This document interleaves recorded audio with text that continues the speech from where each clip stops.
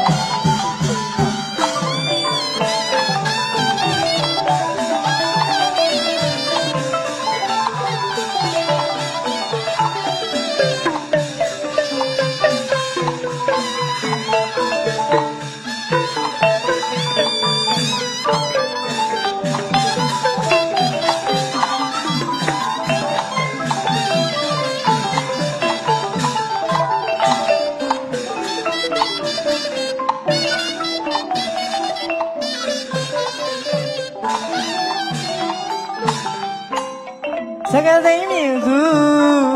တင်းချူခရာ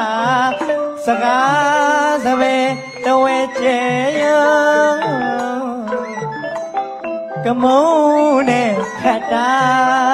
ပန်းမျိုးမွေးထောင်းစွာ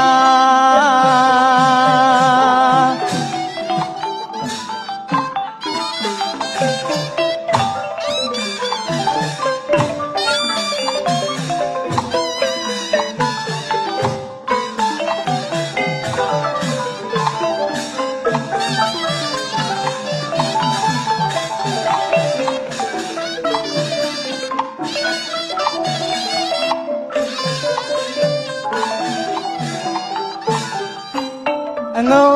ချက်လွားဘဒုံထက်တရားနာဘမယကနဲ့တော်ဆက်ရသည်ကြအငုံချက်လွား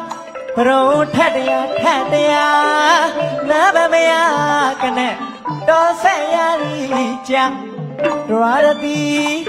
ခါကြီးမြရသည်အလားပွင့်ကြပြောင်းတော့တာဒွါရတိခါကြီးမြရှာလီအလားဝေကြမြန်တော့ရာ